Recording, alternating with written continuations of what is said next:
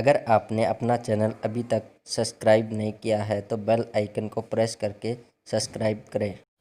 मैं शहीद सम्मान स्मृति मंच की तरफ से आज एक ऐसे क्रांतिकारी के बारे में जानकारी देना चाहता हूं, जिसकी जानकारी से बूढ़ों की रगों भी खून दौड़ेगा और बच्चों के अंदर देशभक्ति की भावनाएं जागेगी। ये क्रांतिकारी थे बंगाल के कन्हैयालाल दत्ता, जिसका जन्म 30 अगस्त 1888 ईस्वी में हुगली में हुआ था। 1905 में बंगाल का विभाजन किया गया था। उस बंगाल विभाजन के आंदोलन में कन्हैयालाल दत्ता ने आगे बढ़ करके हिस्सा लिया था और वो सुरेंद्रनाथ बनर्जी के संपर्क में आए। जब कन्हैयालाल दत्ता ने बीए पास की तो वो सुरेंद्र सिंह बनर्जी के साथ कलकत्ते चले गए और जिस मकान में रहते थे उस मकान के अंदर क्रांतिकारी रहते थे। अरविंद घोष, प्रफुल्ल कुमार चाकी, खुदीराम बोस, सत्येंद्र बोस इत्यादि थे। अप्रैल 1908 के अंदर कलकत्ते में किंग्सफोर्ड आया था। उसके ऊपर खुदीराम बोस, प्रफुल्ल कुमार चाकी, अरविंद घोष और वीरेंद्र घोष और कन्हैयालाल दत्ता ने हमला कर दिया, जिससे किंग्सफोर्ड तो बच गया, उसका बेर मारा गया और वो पकड़े गए। उनको फांसी की सजा हुई। एक नरेन नाम का गोस्वामी जो इनके साथ थे, बाद में वो सरकारी गवाह बन गया। उसको मारने के लिए इन्होंने षड्यंत्र रचा। सत्येंद्र बोस और कन्हैयालाल दत्ता ने बीमारी का बहाना बना करके वो सरकारी अस्पताल में दाखिल हो गए और उन्होंने कह दिया नरेन गोस्वामी को कि हम जेल से उठ चुके हैं, हम भी सरकारी मुखबिर बनना चाहते हैं। वो बड़ा प्रसन्न होया। वो उनसे मिलने के लिए गया तो उन्होंने अपनी पिस्तौल की गोलियों से भून डाला और उसी जगह पर ये दोनों पकड़े गए और इनकी फांसी की सजा हुई। 10 नवंबर 1908 को 20 वर्ष की उम्र में कन्हैयालाल दत्ता को फांसी हुई। कन्हैयालाल दत्ता ऐसे बहादुर थे, जब उनको फांसी की पहले सजा हुई तो उनका वजन बढ़ गया।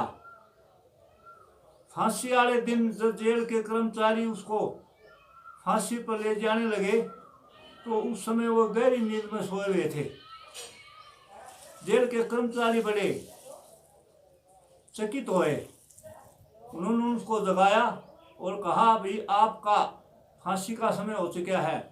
वो बड़े हंसते हुए फांसी के तख्ते की तरफ गए और फंदा अपने आप ही डाला और भारत माता की जय, इनकलाब जिंदाबाद का नारा लगाते हुए वो देश के लिए शहीद हो गए।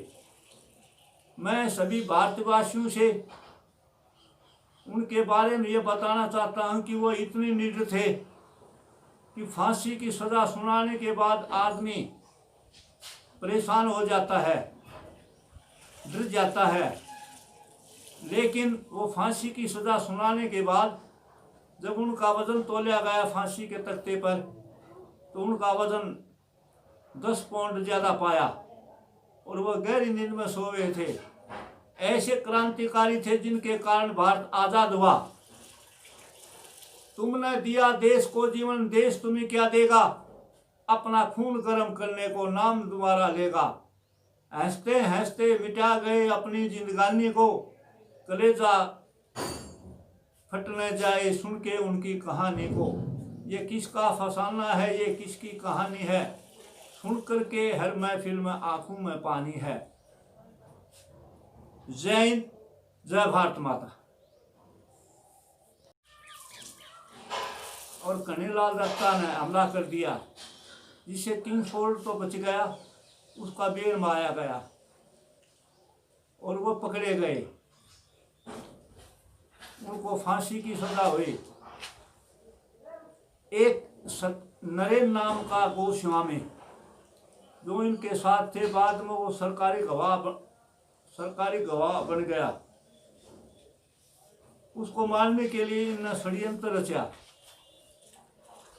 सत्येंद्र बोस और कन्हैयालाल दत्ता ने बीमारी का बहाना बना करके वो सरकारी अस्पताल में दाखिल हो गए और उन्होंने कह दिया नरेन गोस्वामी को कि हम जेल से उठ चुके हैं, हम भी सरकारी मुखबिर बनना चाहते हैं।